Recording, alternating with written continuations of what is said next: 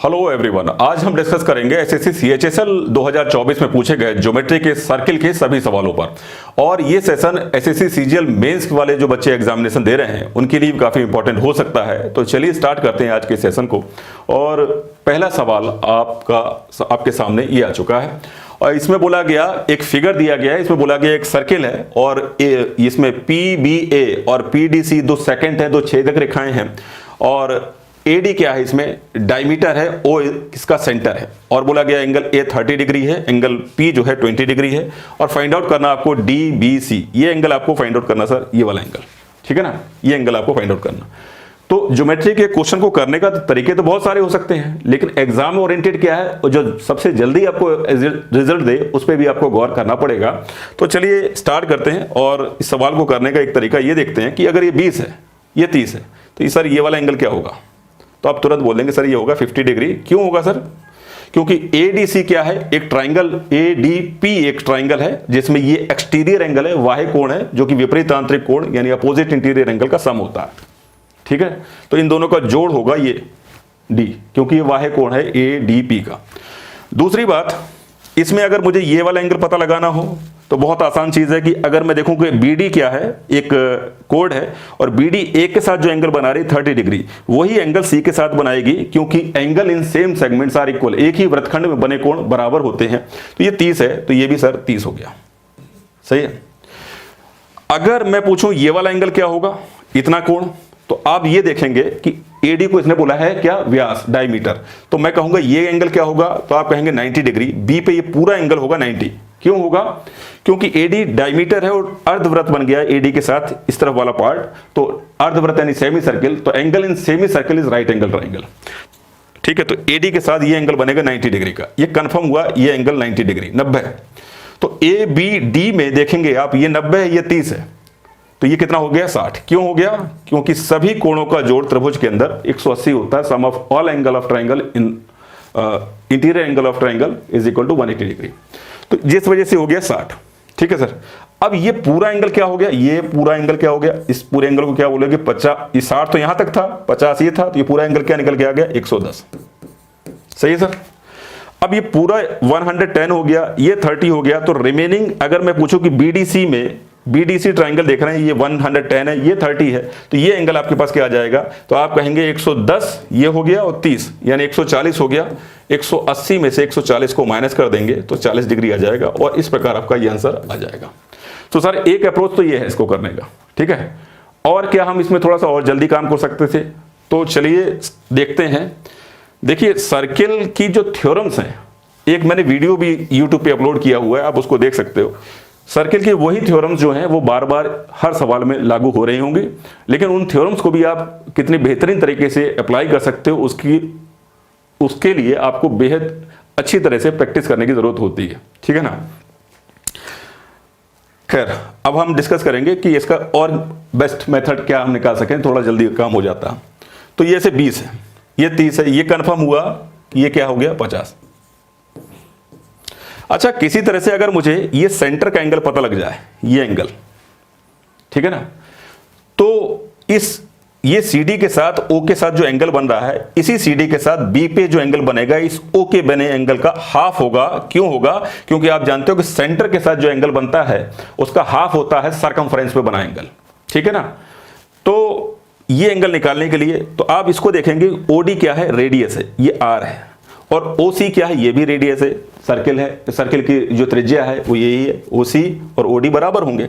तो बराबर होंगे तो OCD क्या है, आइसोसेलेस ट्राइंगल बन जाएगा। अगर ये आइसोसेलेस ट्राइंगल बन गया यानी समद्विबाहु त्रिभुज बन गया, तो ये दोनों साइड बराबर हैं, तो ये 50 है, तो डेफिनेटली ये भी 50 होगा, क्योंकि आइसोसेलेस ट्राइंगल में बराबर साइड के साथ, बराबर साइड जो बेस के साथ एंगल बनाती हैं वो इक्वल बनाती हैं। ये 50 तो ये भी 50 होगा, तो डेफिनेटली ये एंगल 40 होगा, क्योंकि sum of all angle of triangle 180 degree. तो ये 80 होगा, 80 बिकॉज क्योंकि 50 100 हो गया तो 80 बचा, तो 80 ये होगा। अब 80 का हाफ ये होगा, तो ये हो गया 40। ये थोड़ा सा और हमने इसको जल्दी कर लिया, ठीक है ना। और कुछ कर सकते थे क्या इसमें? तो चलिए एक और तरीके पे बात करते हैं। अगर मैं इसको A को C से मिला दूं इस तरह, ठीक है ना, और मैं आपसे पूछूं कि ये एंगल क्या है। अगर ये एंगल मुझे पता लग गया, ये वाला एंगल, तो जितना ये होगा सर उतना ही ये होगा। क्यों? क्योंकि CD A के साथ जो एंगल बनाएगी वही CD B के साथ एंगल बनाएगी। क्यों? क्योंकि angle in same segments are equal, एक ही वृत्तखंड में बने कोण बराबर होते हैं। तो ये एंगल निकालना है। अच्छा, ये हम निकाल चुके थे, ये कितना था 50, और अगर मैं कहूं AD क्या है डायमीटर, तो ये एंगल क्या हो जाएगा 90, क्योंकि व्यास के साथ यानी डायमीटर के साथ अर्धवृत्त फिर बन गया ये A से लेकर ACD है ना, AD। तो इसके साथ जो AD के साथ जो एंगल बन रहा है ये 90 डिग्री होगा, क्योंकि अर्धवृत्त में बना कोण समकोण होता है। Angle in semi circle is right angle, ये 90 हो गया। अगर ये 90 है, ये 50 है, तो डेफिनेटली ये एंगल क्या बना, बचेगा 40 ACD ट्राइंगल में, सही है।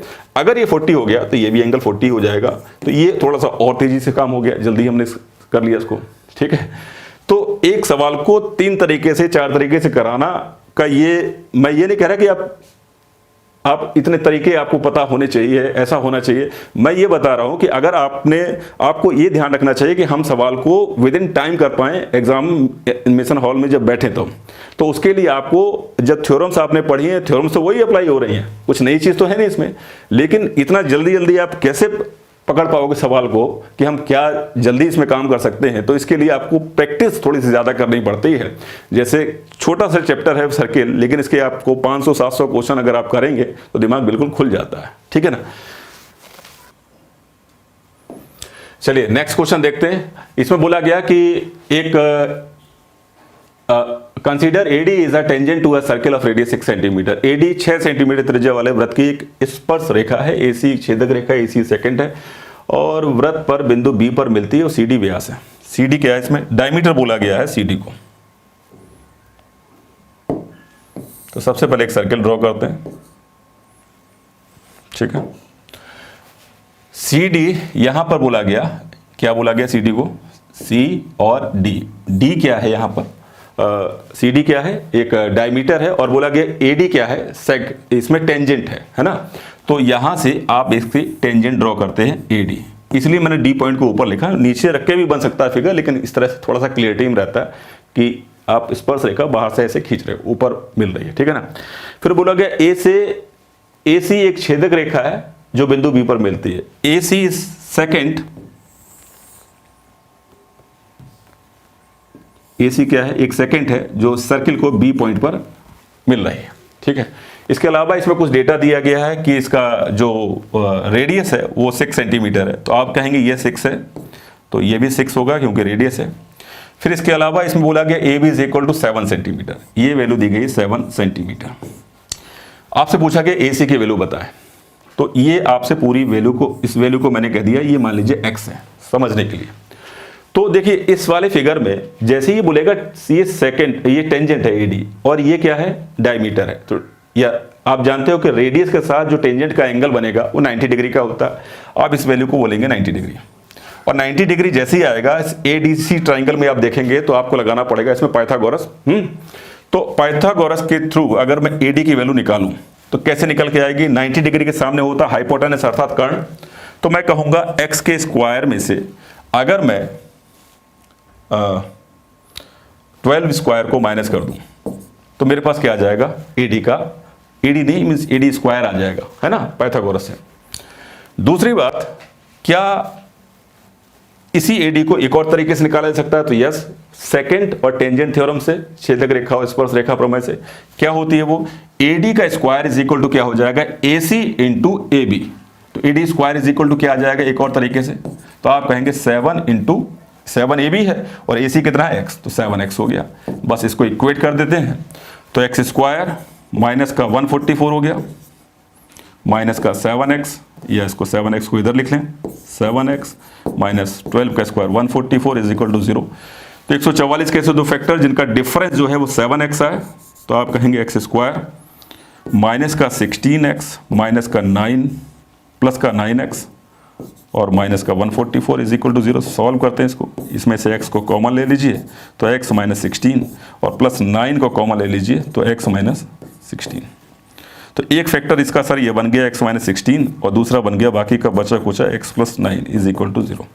एक बार आप जैसे ही आप x minus 16 is equal to 0 है तो x इक्वल टू क्या आ गया आपके पास 16, और यही वैल्यू पॉजिटिव है और यही वैल्यू इसका आंसर है, और यही पूरा AC है x, ठीक है ना। दूसरी वैल्यू जो है वो इसका आंसर कभी नहीं हो सकती, क्योंकि x + 9 इज इक्वल टू आ गया 0, तो x इक्वल टू हो गया -9। नेगेटिव वैल्यू इसका आंसर कैसे होगी कि x तो पॉजिटिव ही रहेगा। तो इसका आंसर क्या है 16। तो इस सवाल के अंदर दो चीजें अप्लाई हो रही हैं, पाइथागोरस और सेकंड टेंजेंट थ्योरम, ठीक है ना। चलिए अगले सवाल पे डिस्कस करते हैं। एक वृत्त जिसका केंद्र दिया गया है, a circle whose centre is 2, 3।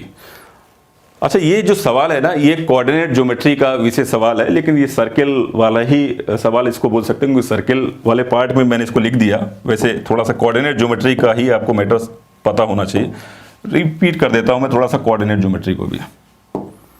देखिए, अगर कोई पॉइंट x1 और y1 है, सही है, इस पॉइंट से एक आप स्ट्रेट लाइन, जो कि स्ट्रेट लाइन की स्टैंडर्ड फॉर्म होती है ax + by + c = 0, इस स्ट्रेट लाइन पे अगर आप एक परपेंडिकुलर ड्रॉ करते हो, तो मान लीजिए ये a है और ये b है, तो AB is the length of perpendicular.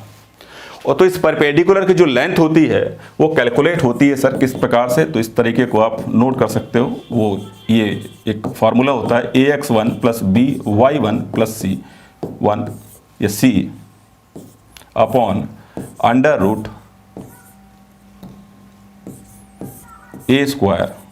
+ b²। तो ये फार्मूला आपको पता होना चाहिए। जैसे ये पता होगा आप इसमें वैल्यू पुट करेंगे, आंसर आ जाएगा। अब इसका इस सर्किल से क्या कॉन्सेप्ट है, मतलब क्या इसमें कनेक्शन है, तो एक्चुअल में अभी मैं इसको साफ कर देता हूं, है ना, या चलो यहीं पर लिख देता हूं। बोला गया कि एक सर्किल है जिसका सेंटर है O और इसके कोऑर्डिनेट्स दिए गए 2 और 3, ठीक है ना। अब बोला गया कि एक टेंजेंट है, और टेंजेंट की जो लाइन है टेंजेंट लाइन की, उसका इक्वेशन ये दिया गया 4x + 3y और -7 = 0। आपसे ये बोला गया कि ये जो रेडियस है ना, ये फाइंड आउट करना है। तो टेंजेंट के साथ जो रेडियस का जो एंगल बनेगा वो क्या होता है 90 डिग्री। तो आपसे जब ये रेडियस फाइंड आउट करने की बात कर रहा है, तो एक्चुअल में ये परपेंडिकुलर डिस्टेंस फाइंड आउट करने की ही बात कर रहा है। तो इसी तरीके से ये निकलेगा। अब जैसे इसमें वैल्यू पुट करनी है, जैसे आपको इसमें रेडियस निकालना था, तो a की जगह पर यहां क्या चल रहा है 4, तो 4 लिखेंगे। x1 की जगह क्या है 2, तो आप लिखेंगे 2, प्लस b की जगह पे क्या चल रहा है यहां पर 3, तो आप लिखेंगे 3, और y1 की जगह पे क्या चल रहा है, तो यहां पे भी 3 है, प्लस c की जगह क्या है -7, तो यहां पे मैंने -7 डाल दिया, और अपॉन में किया √a² + b², यानी 4 का स्क्वायर प्लस 3 का स्क्वायर। अब ये देखिए 8 ये हो गया, 8 + 9 क्या हो गया, 8 + 9 17 में से 7 गया 10, तो ऊपर तो हो गया r = 10, और नीचे ये वैल्यू क्या बन गई, तो आप कहेंगे ये बन गई 25 का रूट क्या हो जाएगा, तो हो जाएगा 5। ये किसको कैंसिल कीजिए 2 टाइम, तो आंसर क्या आ गया मेरे पास 2 यूनिट।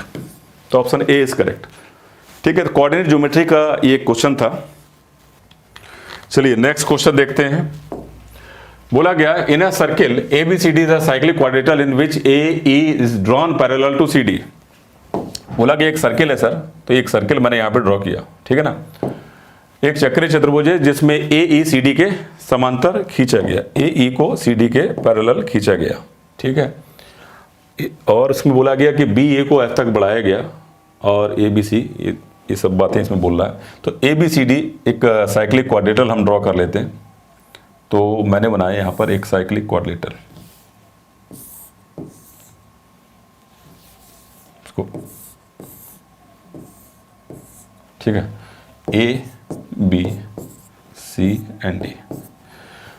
अब इसमें बोला गया कि AE को CD के समांतर खींचा गया। जो CD है ना, इसके पैरेलल एक लाइन ये खींच ली गई, ठीक है। ये जो एंगल है ना CD, इसके पैरेलल एक लाइन खींची गई, तो ये पैरेलल लाइन AE जो है ना, वो इस तरह से रहेगी।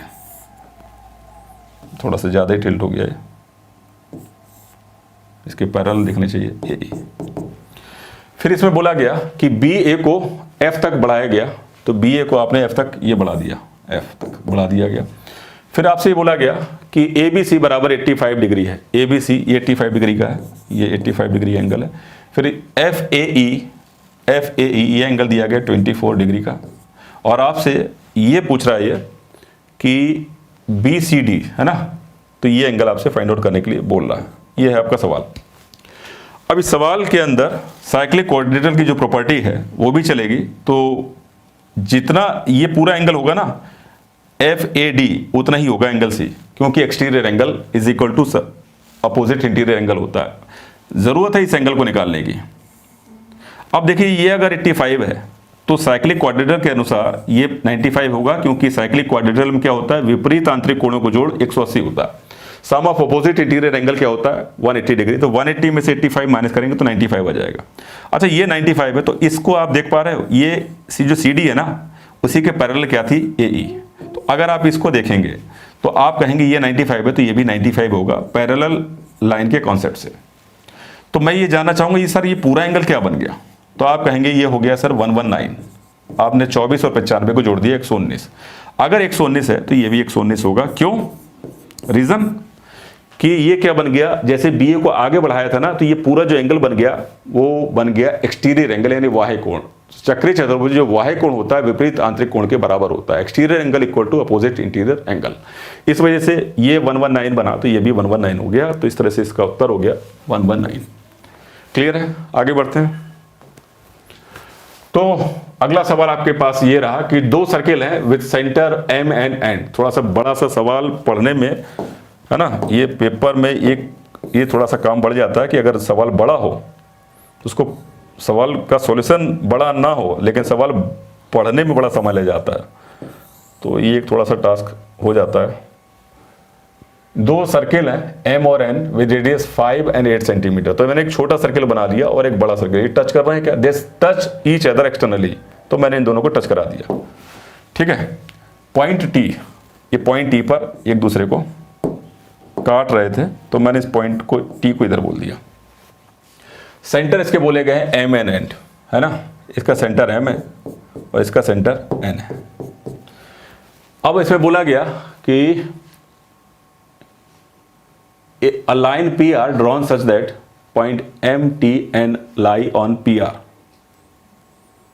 एक लाइन PR है जो M, T, N से होके गुजर रही है, और P किधर बनाना है, P is closer to M, P M के पास है, from P tangent PQ is 12। अब ये P यहां पे नहीं होगा, P सेंटर मतलब सर्किल से बाहर ही होगा, क्योंकि आपसे बोला गया कि PR जो है ना, ये एक जो लाइन है वो PTN से होके MTN से होके जो गुजर रही है, वो वहां से एक टेंजेंट ड्रॉ किया गया है सर्किल पर। तो P सर्किल से बाहर होगा, M के पास तो जरूर है लेकिन सर्किल से बाहर है, यहां से आप इस पे एक टेंजेंट ड्रॉ कर रहे हैं, ऐसा सवाल में बोला गया।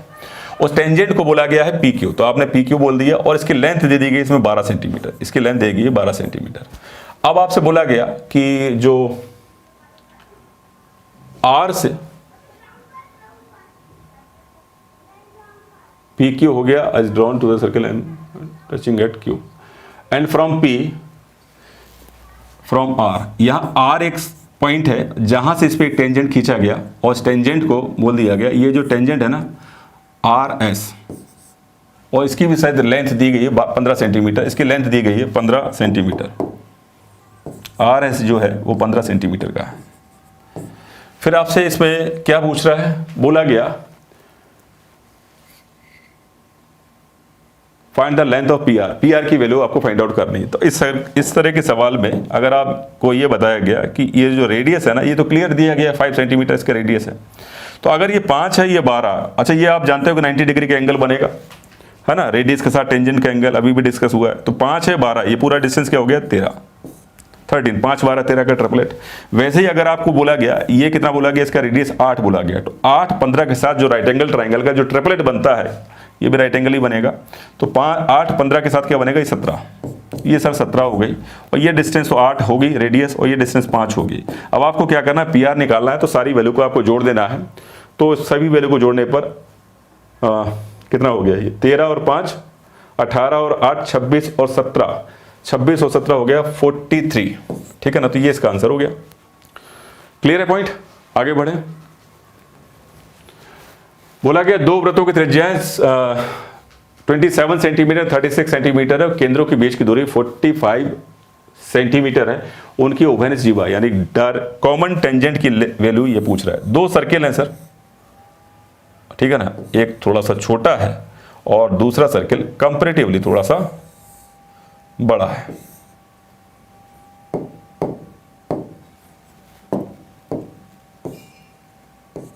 और इस तरह से ये सर्किल है। बोला गया एक सर्किल जो है उसका रेडियस बोला गया 27 और दूसरे के 36 दिया गया, और उन दोनों के सेंटर की जो बीच की दूरी दी गई ना 45, ये डिस्टेंस दिया गया 45 सेंटीमीटर, ठीक है ना। और ये क्या है, इनका रेडियस, इसका रेडियस 27 है और इसका रेडियस क्या है 36। और आपसे पूछा गया है कि ये जो ये जो कॉमन कोड बन रही है ना, सपोज ए और बी, ये आपको पता लगानी है। तो सपोज ये ओ पर काटती है, इस ट्राइंगल को देखते ही 27, 26 और 45, तो मेरे दिमाग में चल रहा है ये राइट एंगल ट्राइंगल है, एक समकोण त्रिभुज है। कैसे है कि अगर आप 27, 36 को 9 से काटेंगे तो ये 3 हो गया, ये 4 बार कटेगा, और जो 45 है ना ये 5 बार कटेगा। 3, 4, 5 का ट्रिपलेट होता है। तो ट्रिपलेट के अनुसार क्या हो जाएगा, एक राइट एंगल ट्राइंगल बन जाएगा। और राइट एंगल ट्राइंगल बन जाएगा तो इस राइट एंगल ट्राइंगल का अगर मैं आपसे पूछूं कि एरिया आप कैसे कैलकुलेट करते हैं, तो एक तो तरीका है कि राइट एंगल कहां बना, तो इस पॉइंट पे बना राइट एंगल, तो 1/2 27 इंटू 36 से इस पूरे ट्राइंगल का एरिया आ जाएगा, ठीक है। इसको मैंने सपोज ओ पॉइंट बोल दिया, इसको ओ डैश बोल दिया। तो ए ओ डैश वाले ट्राइंगल का जो एरिया आ गया 1/2 36 इंटू 27 आ गया। और इसी ट्राइंगल का एरिया हम एक और तरीके से निकाल सकते हैं। हम कैसे कह सकते हैं कि जब मैं इसको ओ और ओ डैश को बेस मान लूं तो जो ए ओ है वो हाइट बन जाएगी।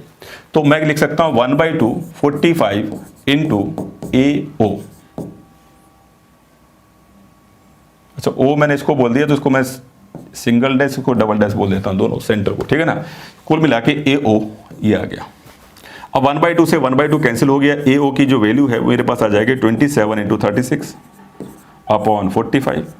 इसको 9 से कैंसिल कीजिए तो ये कितनी बार कैंसिल हो गया, 9 से 5 टाइम, ये 4 टाइम। मल्टीप्लाई इसका करेंगे 108/5 हो जाएगा। तो 108/5 आ गया ए से लेकर ओ। तो ए भी क्या हो जाएगा, ए ओ का डबल यानी 108/5 का डबल, तो कितना आ जाएगा 216/5। और सॉल्व करेंगे इसको 43.2 सेंटीमीटर, और यही है पूरे कोड की लेंथ। तो 43.2, तो ऑप्शन सी इज करेक्ट, ठीक है। तो कॉमन कोड का क्वेश्चन था और ऐसे सवाल बहुत ज्यादा आते हैं, ठीक है ना, एग्जामिनेशन में। अभी पैटर्न पिछले पैटर्न में देखा गया तो सी डी केंद्र ओ और 88 सेंटीमीटर परिधि वाले एक वृत्त की स्पर्श रेखा। तो अच्छा, स्पर्श रेखा जैसे ये बोला गया ना, ये जो 88 सेंटीमीटर का इसका क्या है सरकमफ्रेंस। तो सरकमफ्रेंस अगर इसका 88 है तो इसका जो रेडियस हो जाएगा वो 14 सेंटीमीटर हो जाएगा। ये कुछ चीजें आपको याद होनी चाहिए क्योंकि ऐसा डेटा ये बार बार आता है। एक सर्किल है जिसका परिधि दी गई है कितनी, 88 सेंटीमीटर, 88।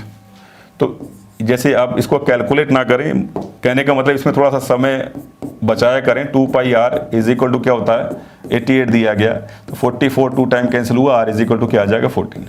88 वाला जो डेटा है बहुत कॉमन डेटा है, ठीक है ना। और सर्किल का मैंने एक वीडियो डाला हुआ है, उसमें सर्किल के क्वेश्चन को कैसे सॉल्व करना है, तो ये सारी चीज़ें मैंने उसमें समझाई हुई हैं कि भाई आप इसको जैसे ही 88 आए या इस टाइप का 88 का डबल आ जाए या 88 का हाफ आ जाए, 44 आ जाए, तो 44 के केस में रेडियस 7 होगी, 88 के केस में जो रेडियस है वो 14 होगी। ये सब चीज़ें समझाई हुई हैं और ये ऐसे डेटा हैं जो बार बार आते हैं। खैर, तो हमने यहाँ पे पूरा निकाल भी दिया कि r is equal to 14 centimetre.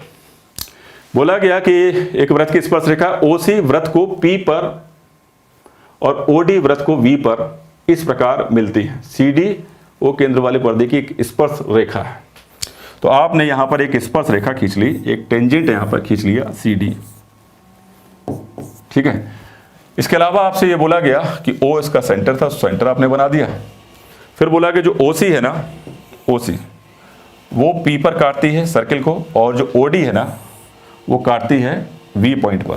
V point पर, ये V पॉइंट है, यहां पे काटती है सर्किल को। फिर आपसे बोला गया कि COD बोला गया 90 डिग्री, तो आपने कहा ये 90 डिग्री होगा, COD 90 डिग्री। फिर आपसे कहा गया कि जो OD है वो OC से 1 सेंटीमीटर बड़ी है, इसके अलावा इसमें पीसी की लेंथ दी गई 6 सेंटीमीटर। अच्छा, ये 6 सेंटीमीटर ये दिया गया, और ये जो रेडियस ऑफ सर्किल ये हमने निकाल के बैठे हैं 14 सेंटीमीटर साइड में, आप देख पा रहे हैं 14 सेंटीमीटर। और जो ओसी ओडी है ना, वो ओसी से 1 सेंटीमीटर बड़ी है, तो ये 14 और प्लस 6 क्या हो गया 20, तो ओसी क्या हो गया 20, तो ओडी क्या हो गया इससे 1 ज्यादा, यानी ये हो जाएगी 21 सेंटीमीटर। अब ये राइट एंगल ट्राइंगल है, तो ये 20 है, 20 है और ये 21 है, तो 20, 21 और 29 का ट्रिपलेट आप शायद जानते होंगे। तो उस तरीके से 90 डिग्री के सामने जो हाइपोटेनस है वो 29 सेंटीमीटर आ जाएगा। CD is equal to 29 centimetre. लेकिन इसमें पूछा गया CD का आधा कितना होगा, तो 29 का हाफ करेंगे, तो 29 का हाफ क्या आ जाएगा 14.5, ठीक है ना। तो यहां पर भी आसान तरीके से पाइथागोरस अप्लाई हो रही है। आगे बढ़ते हैं, ठीक है ना।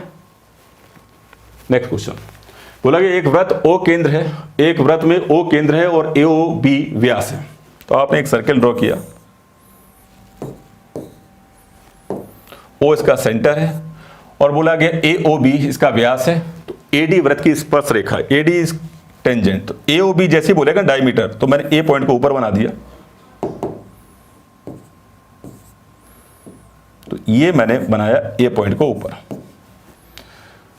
बोला गया इसमें AOB व्यास है, AOB इज द डायमीटर, और बोला गया AT इसकी एक स्पर्श रेखा है, तो यहां से मैंने एक स्पर्श रेखा यानी एक टेंजेंट ड्रॉ कर दिया यहां पर। इसके बोला गया कि TB व्रत को Q पर प्रतिच्छेद करती है, कि TB intersect circle eight Q पर काटती है, ठीक है ना। इसके अलावा AOQ is equal to 94, AOQ ये बोला गया 94, ये 94 डिग्री बोला गया। आपसे पूछा गया ATQ की वैल्यू बताएं, ये एंगल सर आपको फाइंड आउट करने के लिए बोला गया है, ठीक है ना। तो आप इसको सॉल्व करते हैं, तो सॉल्व करने के लिए आपको पता ये 90 डिग्री का एंगल होगा, इसमें कोई डाउट है नहीं। दूसरी बात, अगर ये 94 है तो ये 47 होगा। क्यों होगा? क्योंकि सेंटर जो AQ जो आर्क है वो सेंटर के साथ जो एंगल बना रहा है वो 94 है, और यही AQ जो आर्क है वो B के साथ बनाया गया, यानी सर्कमफ्रेंस पे बना एंगल क्या होगा, सेंटर पे बने एंगल का हाफ होगा। ये 94 है तो ये 47 हो जाएगा, ठीक है।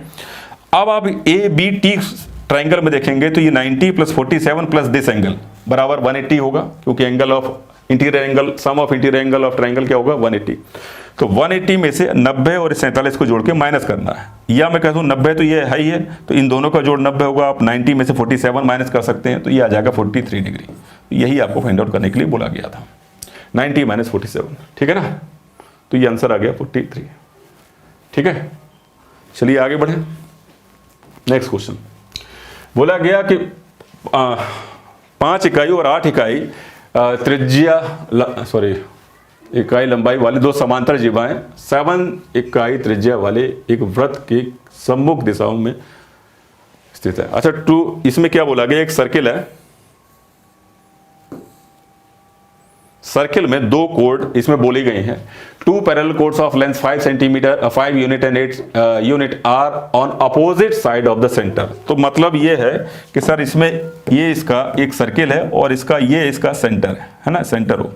इसमें 2 कोड हैं, एक की ये 5 यूनिट की है और एक कोड है 8 यूनिट की।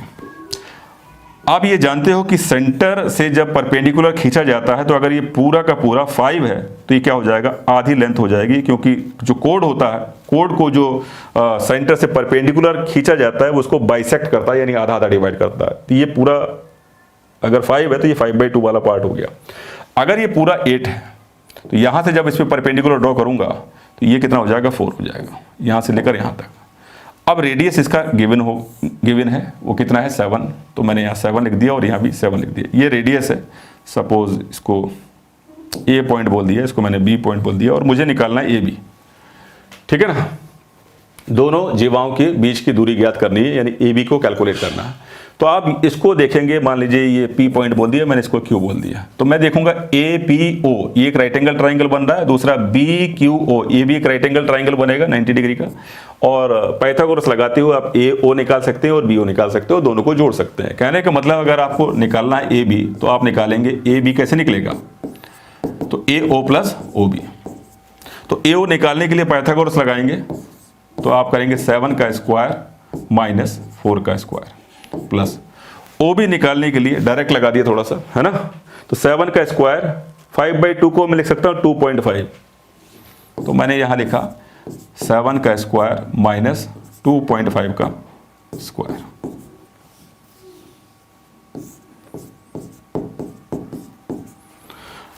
इसको कैलकुलेट कीजिए, यह हो जाएगा 49 माइनस 16 क्या हो जाएगा √33। और ये वैल्यू क्या आ जाएगी, 7 का स्क्वायर हो गया आपके पास 49 माइनस 2.5 का स्क्वायर 6.25 माइनस करेंगे 49 में से तो 42.75 आ जाएगा। ये वैल्यू आ गई 42.75। अच्छा, अब तक क्या क्या होता था कि अभी ज़्यादातर सवाल ऐसे आते थे तो इजी ट्रिपलेट से सॉल्व हो जाते थे, लेकिन ये मामला यहाँ पे फंस गया और इसने बोला गया कि दशमलव के 2 स्थान तक इसको आपको कैलकुलेट करना है। तो ये जो है नॉन परफेक्ट स्क्वायर की डिजिट्स आ गई। अब नॉन परफेक्ट स्क्वायर का एक तो होता है कि पूरा व्यवहारिक तरीके से आप पूरा इसको सॉल्व कीजिए और इसको एग्जैक्ट आंसर पे पहुंचिए। दूसरा एक इसमें हम लगा सकते हैं कि अप्रोक्सीमेशन से आप इसको नॉन परफेक्ट स्क्वायर का स्क्वायर रूट कैसे निकालें। तो चलिए इस एग्जांपल से आप ये भी इसको भी सीख लेते हैं कि जैसे ये 33 दिया गया, नॉन परफेक्ट 36 होता सीधे लिख देते 6, लेकिन 33 दिया गया। अब हम डिटेल मेथड पे नहीं जाएंगे, नॉन परफेक्ट स्क्वायर का स्क्वायर रूट थोड़ा शॉर्टकट फॉर्म में देखेंगे, लेकिन इस तरीके से देखने पर ये थोड़ा अप्रोक्सीमेट वैल्यू देता है, एग्जैक्ट नहीं देता, लेकिन हमारा काम चल जाएगा, हम आंसर पे पहुंच जाएंगे, जल्दी भी हो जाएगा, ठीक है ना। जैसे 33 है तो 33 किस किस नंबर के बीच में आता है स्क्वायर की, लाइक यहाँ पे 36 होता तो इसका 6 होता, 25 होता तो 5 होता, तो 36 जो है 25 33 जो है 25 और 36 के बीच में आ रहा है ना। तो 25 का स्क्वायर रूट क्या होता है 5, तो मैंने यहां पर 5 लिख लिया।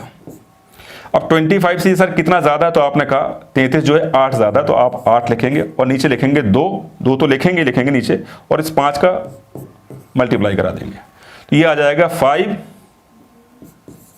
और ये कितना आ जाएगा 8/10 क्या हो जाएगा 0.8, तो 5.8। आप इसका रूट अप्रोक्सीमेट में देखेंगे तो इतना ही आ रहा होगा 5.8 समथिंग 33 का, ठीक है ना। और इसको जब देखेंगे, इसको कैलकुलेट करेंगे तो 42 किसके बीच का है, तो आप कहेंगे 6 का स्क्वायर और 7 के स्क्वायर का बीच का नंबर है ये। तो मैंने 6 का स्क्वायर के साथ ये 6 ले लिया, और ये 6 का स्क्वायर क्या होता है 36, तो 36 से कितना ज़्यादा चल रहा है, तो आपने कहा ये ज़्यादा चल रहा है आपका 6.75, तो मैंने यहाँ लिखा 6.75 और अपॉन में 2 तो मैं लिखूंगा और 6 का मैं डबल कर दे 6 को यहाँ पे मल्टीप्लाई करा देता हूँ, तो ये कुछ वैल्यू आ जाएगी। अब आप इसको पूरा कैलकुलेट करने नहीं बैठना है आपको देखना है ये, अच्छा नीचे क्या आ रहा है तो 12 आ रहा है, 12 आ रहा है, और ऊपर क्या आ रहा है 6.75। अगर ये एग्जैक्टली 6 होता तो ये कितनी बार करता, ये अप्रोक्सीमेट 2 टाइम कैंसिल हो जाता है, तो 1/2 क्या होता 0.5 होता, तो 6 + 0.5 तो क्या हो जाएगा 6.5, और इस वैल्यू को अगर मैं जोड़ूंगा तो मेरा आंसर आ जाएगा 12.3। ये एग्जैक्ट नहीं है भाई, ये अप्रोक्सीमेट आंसर है, क्योंकि हमने ये तरीका यहां पर लगाया है अप्रोक्सीमेट कैलकुलेट करने का। तो 12.3 आ गया। अब आप चारों ऑप्शन में देखिए ये क्या आ रहा है, एग्जैक्ट आंसर से कितना दूर है, तो 12.3 के पास ही इसका आंसर होगा, तो 12.28 डेफिनेटली यही आंसर है इसका, ठीक है ना। तो यहां पर ये बात समझनी थी कि नॉन परफेक्ट स्क्वायर का स्क्वायर रूट आप किस तरह से निकाल सकते हो। कभी मैं डिटेल में और कभी पढ़ाऊंगा स्क्वायर रूट क्यूब रूट, तो उसको थोड़ा सा और क्लियर करूंगा, और बड़े बड़े नंबर के साथ हम देखेंगे इसको आप कैसे जल्दी निकाल सकते हो। फिलहाल मैंने इसको सॉल्व करने के लिए इस तरीका यहाँ पे समझाया, ठीक है ना। आगे बढ़ते हैं। क्वेश्चन नंबर 10 बोला गया एक सर्किल है जिसका रेडियस r है और the largest equilateral triangle is cut off. एक सर्किल है सर, तो एक सर्किल आपने ड्रॉ किया, उसमें बोला गया कि एक ट्राइंगल आपको इसमें से कट करना है।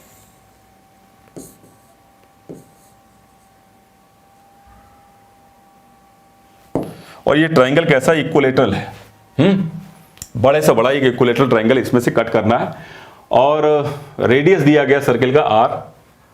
तो ये आसान है सवाल बहुत, लेकिन बशर्ते आपको इसके बारे में जानकारी होनी चाहिए कि अगर रेडियस r है ना सर r, और सपोज इसकी साइड a है इक्विलेटरल ट्राइंगल की, तो तीनों साइड बराबर होती हैं। आप जब बड़ा से बड़ा इसमें ट्राइंगल निकालोगे ना, तो इस सर्किल में से, तो इस ट्राइंगल के जो तीनों कोने हैं ना वो सर्किल को टच कर जाएंगे। जब सर्किल को ये टच कर जाएंगे तो ये बन जाएगा एक कैसा, एक सर्कम सर्किल बन जाएगा, ये परिवृत्त बन जाएगा। और परिवृत्त की जो त्रिज्या होती है या radius of circum circle of equilateral triangle होती है, समबाहु त्रिभुज की परिवृत्त की त्रिज्या वो a/√3 होती है। तो साइड क्या हो जाएगी, तो आप कहेंगे √3r हो जाएगी। बस इतना ही तो काम है इसमें। कहाँ गया ये √3r, तो ऑप्शन बी इज करेक्ट। ये आपको पता होना चाहिए। सर्कम रेडियस a/√3 होती है, यानी परिवृत्त की त्रिज्या a/√3, और अंतःवृत्त की त्रिज्या यानी इन रेडियस होती है a/2√3 इन इक्विलेटरल ट्रायंगल। नेक्स्ट क्वेश्चन बोला गया कि ABC are 3 points such that AB is equal to 11 centimeter, BC is equal to 13 and AC is equal to 24. Find the number of circle passing through point ABC. अच्छा क्या बोल रहा है ये बोल रहा है कि ABC 3 पॉइंट है सर, है ना, ABC। अच्छा ये मैंने एक लाइन में तीनों पॉइंट बना दिए, उसका रीजन मैं समझा देता हूं। ABC क्यों उसमें डेटा कुछ ऐसे ही गिवन है। A से लेकर B तक की लेंथ बोल रहा है वो 11, B से लेकर C तक की लेंथ बोल रहा है वो 13 सेंटीमीटर, और आपसे बोला गया 13 सेंटीमीटर, और आपसे बोला कि AC बोला गया 24 सेंटीमीटर। अच्छा एक बात बताइए कि AB is equal to 11, BC is equal to 13 और पूरा AC इज इक्वल टू, तो 11 और 13 का जोड़ ही तो है AC। इसका मतलब क्या हो गया, ये जो तीनों पॉइंट है ना वो एक स्ट्रेट लाइन पे मौजूद है, एक सीधी रेखा पे मौजूद है। तो अब सीधी रेखा पे एक तीनों पॉइंट मौजूद होंगे तो ये भाई एक सीधी रेखा बनेगी ना, एक स्ट्रेट लाइन फॉर्म्ड होगी यहाँ पर, तो सर्किल फॉर्म्ड होने का तो कोई सवाल ही पैदा नहीं होता। तो यहाँ पर कोई सर्किल यहाँ पे फॉर्म नहीं होगा। अच्छा सर्किल का फॉर्म होगा जब तीनों की पोजीशन अलग अलग होगी, इस तरह से कोई रखेंगे तो एक सर्किल बन जाएगा, लेकिन यहाँ तो ये तीनों पॉइंट एक ही लाइन पे आ रहे हैं तो एक स्ट्रेट लाइन बन जाएगी, लेकिन सर्किल नहीं बनेगा। तो इसका आंसर क्या हो जाएगा, ऑप्शन ए, कोई सर्किल नहीं बनेगा, 0 circle are there. Next question, PQ एक वृत्त की जीवा है जिसमें PQ इज अ कोड ऑफ सर्किल। तो मैंने यहां पर एक कोड सर्किल बनाते हैं पहले। तो ये है सर सर्किल, और इसका सेंटर आपसे वो दिया गया है, सेंटर है O, है ना। PQ इसका कोड है, और आपसे बोला गया the tangent XR at point X on circle intersect the extension of PQ at point R। तो आपसे बोला गया PQ एक कोड है, कोड को इस तरह से मैंने बनाया, और यहां पे बोला गया कि जो X पॉइंट है, यहां पर कोई X कोई पॉइंट होगा जहां से एक टेंजेंट ड्रॉ हो रहा है, और जो कि PQ के एक्सटेंशन पे यानी आगे बढ़ाने पर पॉइंट R पे इंटरसेक्ट करता है, ठीक है। इसके अलावा इसमें बोला गया XR इज इक्वल टू 12, ये बोला गया 12 सेंटीमीटर, और PQ is equal to X centimetre, इसको बोला गया भाई X सेंटीमीटर, ठीक है ना। अब आपसे पूछा गया कि QR, नहीं सॉरी PQX है, PQX है, PQX सेंटीमीटर, और R क्यूब की वैल्यू जो दी गई है वो दी गई है X - 2 सेंटीमीटर, तो X - 2 सेंटीमीटर, ठीक है। और अब मुझे फाइंड आउट क्या करना है, तो find the value of X, X की वैल्यू फाइंड आउट करनी है। तो बेसिकली क्या सी है, ये सेकंड टेंजेंट थ्योरम है, और आप ये जानते हो कि ये टेंजेंट है, तो टेंजेंट का स्क्वायर 12 का स्क्वायर इज इक्वल टू क्या हो जाएगा, RP इंटू PQ। तो RP पूरा डिस्टेंस क्या हो जाएगा, PR या PR RP, तो ये हो जाएगा, ये X है, ये X - 2, टोटल डिस्टेंस क्या हो जाएगा 2X - 2, तो 2X - 2, और इंटू क्या हो जाएगा QR, तो कितना हो जाएगा X - 2, सही है। अब आपको जैसे इसको सिंप्लीफाई करना और X की वैल्यू पता लगानी है। तो आसान तरीका ये है कि x की वैल्यू तो साइड में गिवन है, अगर मल्टीप्लाई करोगे तो क्वाड्रेटिक बनेगी, उसको सॉल्व करने पे समय खराब ज्यादा होता है। उससे बेहतरीन तरीका है कि ऑप्शन के थ्रू यहाँ पर x की वैल्यू डालें और अपने आंसर पे पहुंच जाएं।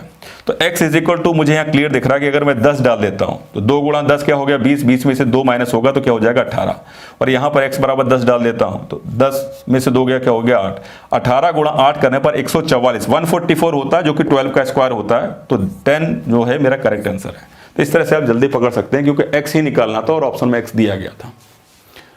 चलिए नेक्स्ट क्वेश्चन देखते हैं। बोला गया in circle with centre O, एक ओ केंद्र वाला एक वृत्त है, व्यास दिया गया है ए बी को वृत्त के बाहर बिंदु सी तक बढ़ाया गया। एक सर्किल ड्रॉ करते हैं जिसका सेंटर बोला गया ओ एक सेंटर बना दिया। ए बी इसका एक व्यास है, तो ए बी क्या है, इसका एक व्यास है, तो ए बी को आगे बढ़ा दिया मैंने इस तरह से। ए बी इसका डायमीटर है, तो मैंने कहा ए बी क्या है, डायमीटर ऑफ सर्किल। फिर बोला गया ए बी को बिंदु सी तक इस प्रकार बढ़ाया गया कि सी डी वृत्त पर स्थित बिंदु डी पर एक स्पर्श रेखा। सो ए बी को बढ़ाया गया है ना, ए बी को एक्सटेंड किया गया पॉइंट सी तक, तो इस तरह से पॉइंट सी तक बढ़ा दिया गया। और यहां पर कोई पॉइंट डी है और सी डी क्या है, इसका एक टेंजेंट है, तो टेंजेंट बना लिया हमने।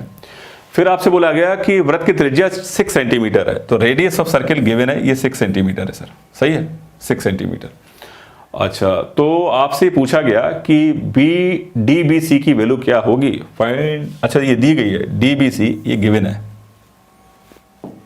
इस बी पॉइंट को बाहर बना लेते हैं, ये एंगल आपको गिवन है 120 डिग्री। फिर आपसे पूछा गया सी डी की लेंथ फाइंड आउट करनी है, find the length of C D, ये आपको लेंथ आपको फाइंड आउट करनी है सी डी की, ठीक है। ये पूरी कहानी जो इसमें बोली गई, हम उस तरह से फिगर बना लिया। तो बात ये है कि इसको आप सिंप्लीफाई करेंगे तो एक तो क्लियर है कि ये 6 होगा, क्योंकि रेडियस ऑफ सर्किल है, त्रिज्या है, तो इधर 6 है तो इधर भी 6। दूसरी बात ये है कि सर ये 90 डिग्री का एंगल है, टेंजेंट का रेडियस के साथ एंगल। अगर ये 90 है और अगर ये पूरा 90 है, तो अगर मैं आपसे पूछूं कि ये 120 है ना, तो ये हो गया 90। और 90 में अगर मैं आपसे पूछूं कि ये पार्टिकुलरली ये एंगल कितना बचेगा, ये वाला एंगल, ये अगर मुझे पता लग गया तो काम बन जाएगा। और ये कैसे पता लगेगा, अगर ये 120 है ना, तो ये एंगल क्या बचेगा, तो आप बोलेंगे ये 60 है, क्योंकि पूरा स्ट्रेट लाइन है ना, सीधी रेखा, तो 120, तो ये अंदर बनने वाला जो एंगल है वो 60 है। अच्छा, ये 60 है और OB जो और OD क्या है, रेडियस है, त्रिज्याएं हैं, तो अगर ये 60 है तो ये भी 60 होगा। तो सर ये भी 60 होगा, तो ये क्या बन गया, एक इक्विलेटरल ट्राइंगल, क्या बन गया, एक समबाहु त्रिभुज बन गया। तो अगर तो इसमें क्या, अगर ये भी 6 है ना, तो ये लेंथ जो है ना मेरे पास, जो DB है, DB वो भी मेरे पास 6 सेंटीमीटर ही आएगी, D से लेकर भी।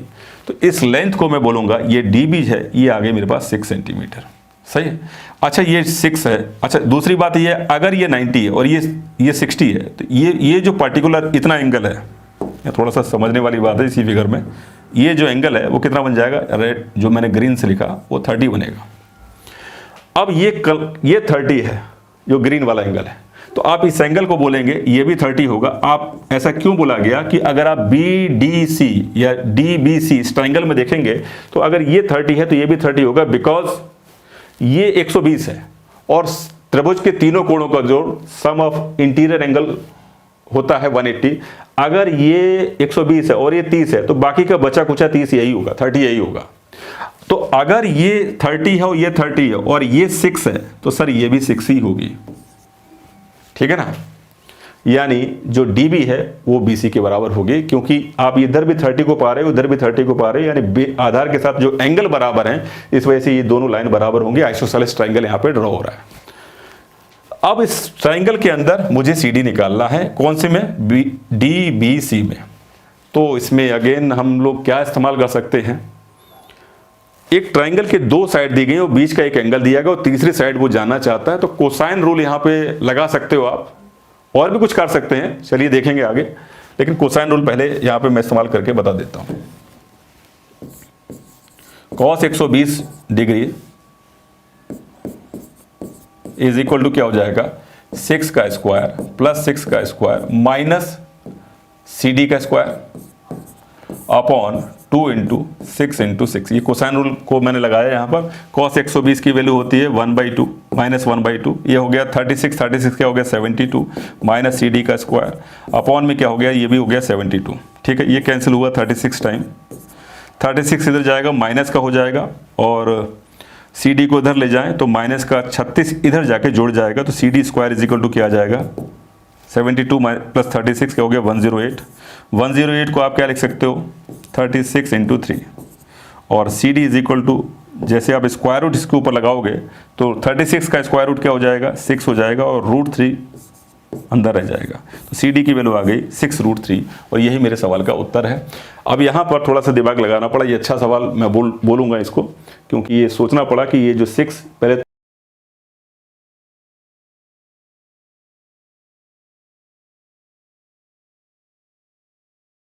तो ये आपको रेडियस दिया गया था, तो ये भी 6 होगा क्योंकि आइसोसेलेस बन रहा। ये 6 है तो ये भी 6 होगा क्योंकि ये भी एक, सॉरी ये अंदर तो बन रहा है इक्विलेटरल 6 6 6 बन गया, और ये जो ट्राइंगल है ये एक आइसोसेलेस ट्राइंगल बन रहा था जिसमें ये 6 है तो ये भी 6 होगा, यानी समद्विबाहु त्रिभुज। तो जब ये दोनों लेंथ आपको पता लग गए बीच के एंगल से हमने कोसाइन रूल लगा दिया। अब कुछ बच्चे कहेंगे सर कोसाइन रूल तो नहीं उतना हम, क्योंकि उतने सवाल कोसाइन रूल पे आते नहीं है पेपर में, तो बहुत जल्दी हिट नहीं करता ये, तो फिर और क्या किया जाए। ठीक है, तो यहाँ पे कुछ ना कुछ और सीखते हैं तो और क्या कर सकते हैं विदाउट कोसाइन रूल। तो बेसिकली अभी मैं थोड़ा सा को साफ कर देता हूँ। और बेसिकली क्या है कि हमारे पास सर एक ट्राइंगल था, है ना, ये एक ट्राइंगल था, जैसे ये 6 बोला जा रहा था, इसको 6 बोल रहा था वो, इसको 120 बोल रहा था, और ये मुझे सपोज ये डी पॉइंट है और ये सी पॉइंट है, और मुझे मेरा कैलकुलेशन का जो इसमें विषय था वो सी डी, सी से लेकर डी, ये लेंथ मुझे कैलकुलेट करनी थी। ठीक है, इसके अलावा इसमें और कुछ बोल रहा था क्या 6 6 120। ठीक, अच्छा ये एक आइसोसेलेस ट्राइंगल बन रहा है, ठीक है ना। अगर आइसोसेलेस ट्राइंगल और यहां से अगर मैं इसमें परपेंडिकुलर ड्रॉ कर देता हूं ना, तो किसी भी आइसोसेलेस ट्राइंगल अर्थात समद्विबाहु त्रिभुज में जब आप एक परपेंडिकुलर लंब खींचते हो तो क्या होता है वो मीडियन का काम भी करता है अर्थात माध्यिका का काम भी करता है, यानी जो लेंथ ये होगी और उतनी ही लेंथ ये होगी। एक तो बात ये क्लियर। दूसरी बात सर, एंगल जो होता है ना यहां जहां से परपेंडिकुलर निकलता है ये बाइसेक्ट होता है। अगर ये पूरा 120 है तो ये 60 डिग्री का एंगल बनेगा। ठीक, तो अगर मैं इस लाइन को कुछ ओ कह दूं और इसको कह दूं मान लीजिए कि आर, मान लीजिए मुझे ओ आर कैलकुलेट करना है किस ट्राइंगल में, तो मैं ट्राइंगल उठाता हूं ओ डी आर, और ये 60 डिग्री का एंगल है। अच्छा ये सामने क्या है 90 डिग्री, तो 60 के ये 90 डिग्री के सामने क्या होता है हाइपोटेनस, यानी कर्ण ये हो गया और इसका बेस ये हो गया ओ आर। तो कर्ण बटे आधार कॉस का अगर मैं इस्तेमाल कर दूं यहां पर, कॉस 60 की जो वैल्यू होगी वो बराबर हो जाएगी आपके पास बेस बाई हाइपोटेनस यानी ओ आर। अच्छा मैं डायरेक्ट यहां पर मैं डी आर की वैल्यू नहीं निकालू ना, तो बेस बाई हाइपोटेनस मैं डी आर निकालूंगा ना, डी आर अपॉन में क्या हो जाएगा मेरे पास 6। तो cos 60 की वैल्यू क्या होती है, तो आप कहेंगे 1/2 होती है। ठीक है, 1/2 होती है। तो 1/2 इज इक्वल टू क्या हो जाएगा डी आर, बेस तो ये हो गया हाइपोटेनस, यार ओ आर निकलेगा इससे, जो कॉस का इस्तेमाल कर दिया। अगर मैं साइन का इस्तेमाल करूं तो ज़्यादा ठीक है ना, साइन का इस्तेमाल कर लेते हैं भाई, साइन 60, कि पहले मैं ओ आर निकालूं फिर उसे डी आर निकालूं, उससे बेहतर है। तो साइन 60 क्या हो गया, परपेंडिकुलर क्या हो गया इसके लिए डी आर अपॉन हाइपोटेनस क्या हो गया 6। तो साइन 60 की वैल्यू क्या हो गया √3/2 बराबर क्या हो जाएगा डी आर बाई 6। अब इससे कैंसिल होगा 2 टाइम, और 2 इंटू कितना हो जाएगा, सॉरी 3 टाइम, तो डी आर की जो वैल्यू आ जाएगी वो 3√3 आ जाएगी। तो D R is equal to क्या आ जाएगा 3√3 आ जाएगी। तो डी आर अगर 3√3 है ना, तो ये आप यहां से लेकर यहां तक की जो लेंथ है वो क्या आ गई 3√3, यहां से लेकर यहां। तो जितना ये रहेगा डी आर उतना ही आर सी रहेगा, तो ये भी 3√3 रहेगी। ठीक है ना, तो कुल मिला के क्या हो जाएगा 6√3। तो इस तरह से भी आप निकाल सकते हो। तो यहाँ पे कोसाइन रूल नहीं निकाला, लगाया बेसिकली एक आइसोसेलेस ट्रायंगल का मैंने यहाँ पे इस्तेमाल करके बताया। तो इस तरह से भी आप सोच सकते थे। ठीक है ना, चलिए आगे बढ़े। नेक्स्ट क्वेश्चन बोला गया एक ओ केंद्र वाला एक बड़ा वृत्त, है ना, ओ केंद्र वाला एक बड़ा वृत्त और केंद्र P वाला एक छोटा वृत्त एक दूसरे को बाह्य रूप से इस प्रकार स्पर्श करते हैं। A bigger circle centre at O and a smaller circle centre at P touch each other externally. दो सर्किल हैं सर, एक बड़ा सर्किल है और कंपैरेटिवली एक छोटा सर्किल है।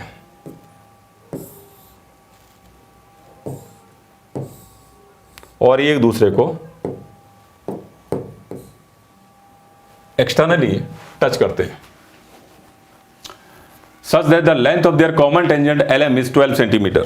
सो LM इसका जो कॉमन टेंजेंट की जो लेंथ है ना, LM वो दिया गया 12 सेंटीमीटर, ये दिया गया 12 सेंटीमीटर।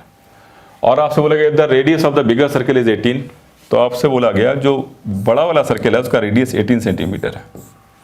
और छोटा सर्किल का इसका रेडियस दिया गया क्या? नहीं दिया गया, सपोज R। और आपसे पूछा गया कि यदि बड़े वृत्त की त्रिज्या तो छोटे वृत्त की त्रिज्या ज्ञात करें। अच्छा, अगर मैं पूछूं कि दोनों के सेंटर के बीच की दूरी क्या होगी, तो ये तो 18 हो गया यहां से यहां, और ये क्या हो गया R, तो कुल मिला के क्या हो गया 18 प्लस R। तो length distance between the centre of circle is given 18 plus R। ठीक, और यहां से आपको R को कैलकुलेट करना है।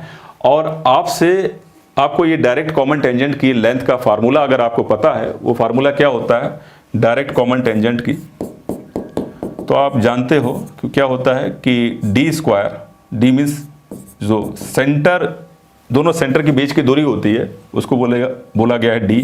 तो D स्क्वायर माइनस दोनों सर्किल के रेडियस के डिफरेंस का स्क्वायर। बस इसको अप्लाई करना है और कुछ नहीं सवाल में।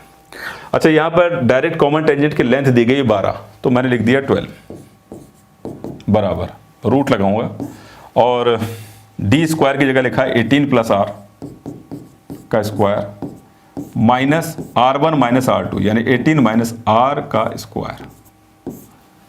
ठीक है, अब आप इसको सिंप्लीफाई कर दे, स्क्वायर करेंगे दोनों ओर तो ये 144 हो जाएगा, और यहां से स्क्वायर रूट गायब हो जाएगा। अब a प्लस बी का whole square minus a minus B का होल स्क्वायर क्या होता है 4ab होता है। तो मैंने उस तरह से 4 लिखा और 18 लिखा और इंटू R लिखा, और यहां से R कैलकुलेट हो जाएगा। देखिए 18 4 जाइए, कितना हो जाएगा आपके पास 72, और ये कैंसिल होगा 2 बार। R इज इक्वल टू क्या आ जाएगा 2 सेंटीमीटर।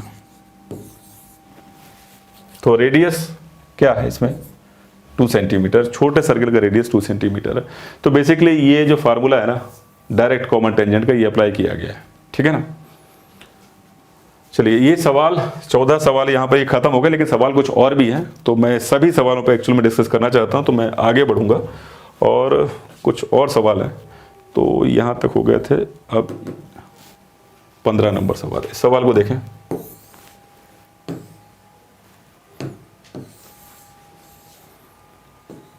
बोला कि in the given figure O is the centre of circle and A is the diameter. A क्या है इसमें? A is the diameter. O क्या है इसमें? सेंटर है, और A क्या बोला गया? डायमीटर बोला गया। फिर बोला गया AOC बराबर दिया गया 100 डिग्री, और CDE और CEA की वैल्यू पता लगानी है। तो CDE, देखिए कौन सा एंगल आपको पता लगाना? CDE, यानी एक तो एंगल ये पता लगाना है आपको, दूसरा CEA, दूसरा एंगल आपको ये पता लगाना है। ये दोनों एंगल पता लगाने, और आपको दिया गया सेंटर का एंगल 100 डिग्री। ठीक, तो आसान सवाल है अगर आप देख पा रहे हो तो सबसे पहले अगर मैं इस एंगल की बात करूं, ये किसके बराबर होगा? तो ये सर एंगल इसके बराबर होगा, इस वाले एंगल के, इसके बराबर होगा। क्यों होगा? क्योंकि जो आप देखेंगे जो EC है ना, EC के साथ सरकम सर्किल पर यानी परिधि पर एंगल D बन रहा है, और इसी EC के साथ परिधि पर यानी A एंगल बन रहा है। आप देख पा रहे हो ये वाला एंगल इसके बराबर होगा। और ये एंगल कैसे निकलेगा? तो बहुत आसान चीज है, आप देखिए कि ये है रेडियस। अगर मैं कहूं कि OA क्या है? रेडियस, और OC भी रेडियस है, तो ये बराबर होंगी, यानी त्रिज्याएं तो बराबर होंगी। तो ये AOC कैसा बन रहा है? एक आइसोसेलेस यानी समद्विबाहु त्रिभुज बन रहा है, तो आधार के साथ जो एंगल रहेंगे ये बराबर बराबर होंगे। तो अगर ये 100 है और ट्राइंगल के सभी कोणों को जोड़ क्या होता है 180, तो बाकी का बचा 80। तो 80 में ये कितना हो जाएगा 40, और ये भी हो जाएगा 40। तो पॉइंट ये था ये निकालने का। तो ये एंगल 40 आ गया, तो डेफिनेटली ये वाला एंगल क्या होगा 40 होगा। दूसरा आपसे एंगल पूछा गया था CEA, यानी ये एंगल पूछा गया था, तो ये एंगल किसके बराबर होगा, तो ये एंगल इसके बराबर होगा। पॉइंट समझ में आ रहा है कि नहीं, इस एंगल के बराबर। कौन सा एंगल, ये एंगल। आप वही चीज देख रहे हैं कि AC जो कोड है वो D के साथ जो एंगल बनाएगी वही AC कोड E के साथ एंगल बनाएगी, दोनों इक्वल होंगे क्योंकि angle in same segments are equal. तो ये एंगल कैसे निकलेगा, बहुत आसान है। ये 100 दिया गया, इसका हाफ ये होगा, सेंटर पे बने एंगल का हाफ होता है सर्कमफरेंस पे बना एंगल। अगर ये 50 है तो सर ये भी 50 होगा, 50 होगा। अब आपको क्या करना है, इन दोनों का टोटल पूछा गया था, तो 40 और 50 का टोटल क्या हो जाएगा, 90 डिग्री। ऑप्शन सी इसमें करेक्ट हो गया। ठीक है, तो आसान सवाल था। नेक्स्ट क्वेश्चन लेते हैं।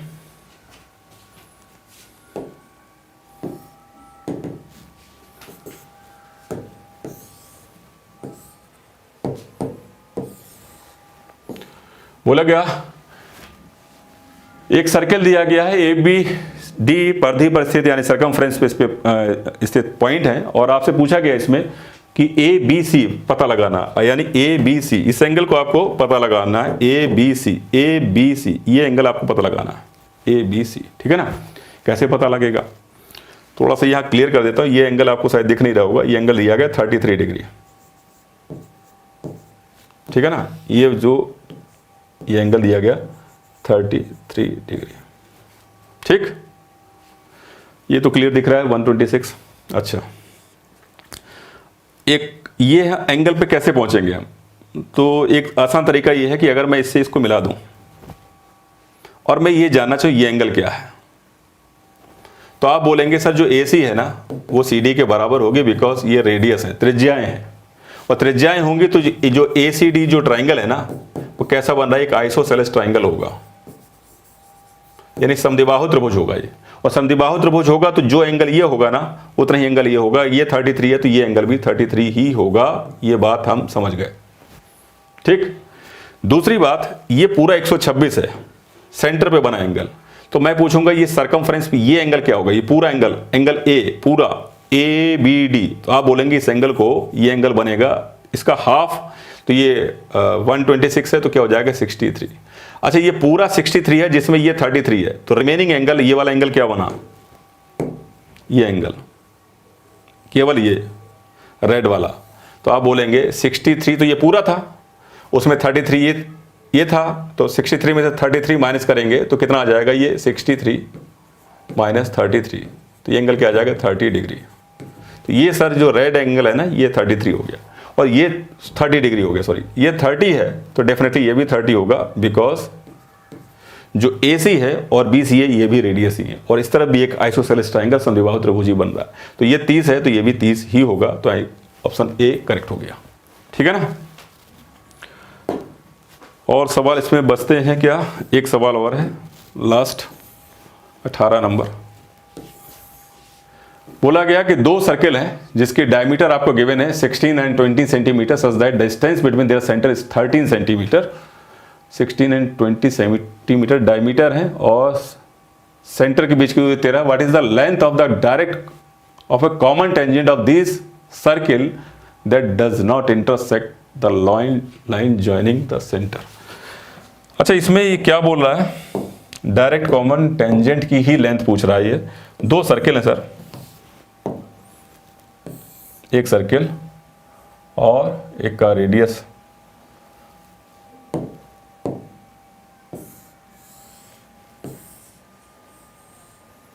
टच कर रहे हैं क्या, इस प्रकार है 13 सेंटीमीटर। ये इसका एक का रेडियस 8 है और एक का रेडियस यानी त्रिज्या 10 है, 18 और 13 सेंटीमीटर के बीच की दूरी है।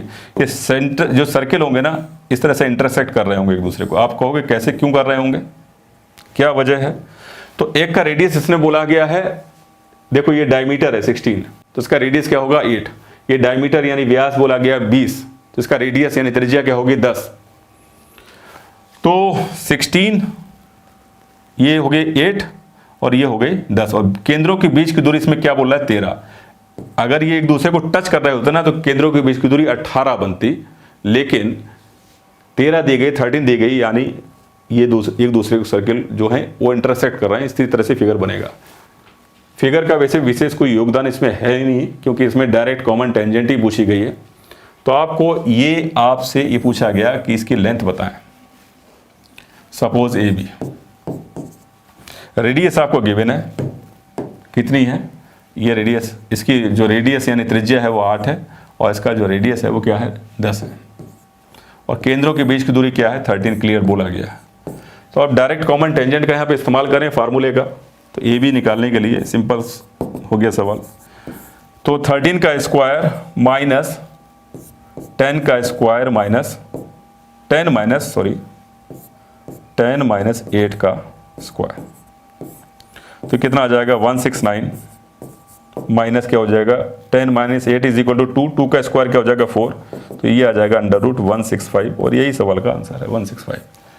अच्छा एक बात यहाँ पर ये बोली गई थी, इसको थोड़ा समझाना चाहूँगा मैं, कि केंद्रों को मिलाने वाली रेखा को प्रतिच्छेदन नहीं करती, यानी इस उभयनिष्ठ स्पर्श रेखा की लंबाई पता लगानी है। What is the length of the common tangent of the circle that does not intersect the line joining the centre. देखिए जो कॉमन कोड होती है वो दो तरह की होती है ना, एक तो आपने देखा होगा कि एक सर्किल ये रहा, एक सर्किल ये रहा और ये इसका कॉमन कोड है, इसको बोलते हैं डायरेक्ट कॉमन टेंजेंट। और एक सर्किल ये है, इसकी लेंथ कैसे निकलती है, तो आपके लिए फार्मूला होता है d square minus R1 minus R2 का होल स्क्वायर। और एक होती है टेंजेंट इस तरह से, इसको बोलते हैं transverse common tangent, transverse common tangent. इसकी लेंथ कैसे निकलती है d square minus R1 plus R2 का होल स्क्वायर, बस इतना सा फर्क होता है। अब आपसे ये जैसे ही बोला गया कि कॉमन टेंजेंट, अब आप कहोगे ये डायरेक्ट है या ट्रांसवर्सल है, यानी सीधी है, उभयनिष्ठ, इसको हिंदी में बोलेंगे तो उभयनिष्ठ अनुस्पर्श रेखा है, यानी डायरेक्ट कॉमन टेंजेंट है उभयनिष्ठ अनुस्पर्श रेखा, या ट्रांसवर्स कॉमन टेंजेंट है उभयनिष्ठ अनुप्रस्थ रेखा, कौन सी है। तो यहाँ क्लियर नहीं बोला गया, लेकिन एक लाइन इसमें बोली गई कि जो कॉमन टेंजेंट है ना वो उनके जो सेंटर को मिलाने वाली लाइन को टच नहीं करती है, काटती नहीं है, प्रतिच्छेद नहीं करती, इंटरसेक्ट नहीं करती है। तो सेंटर को मिलाने वाली लाइन ये है सर, और इसको जो ये जो लाइन है ना डायरेक्ट कॉमन टेंजेंट, ये इसको काटती नहीं है, जबकि ये इसको काट देती है। तो आपसे ये नहीं पूछा गया था, आपसे डायरेक्ट कॉमन टेंजेंट पूछा गया था। थोड़ा सा अंडरस्टैंडिंग के लिए मैंने समझा दिया इसमें, ठीक है ना। तो ए भी आपने इसको कैलकुलेट करना था और डायरेक्ट कॉमन टेंजेंट का फार्मूले से, तो ये इस तरह से 165 आ गया। क्लियर है बात। वैसे जब दोनों सर्किल एक दूसरे को इंटरसेक्ट करेंगे तो ट्रांसवर्स कॉमन टेंजेंट यहाँ पे बन ही नहीं पाएगी, ठीक है, बनेगी यही। लेकिन इस लाइन का क्या मतलब था वो मैंने यहाँ पे समझाया। तो ये सर 18 सवाल जो मैंने डिस्कस किए जो CHSL 2024 में आ चुके हैं, और ये इसमें से कुछ सवाल वास्तविकता में अच्छे सवाल थे, जो CGL मेंस जो बच्चे देने जा रहे एग्जामिनेशन उनके लिए भी सवाल इंपॉर्टेंट हो सकते हैं। जैसे एक कोसाइन वाला फार्मूले का इस्तेमाल हुआ था, उसको और भी एक दो सवाल जो देखे थे काफ़ी अच्छे सवाल मुझे लगे। तो आज की इस क्लास में इतने रखते हैं, आपसे मिलते हैं नेक्स्ट क्लास में।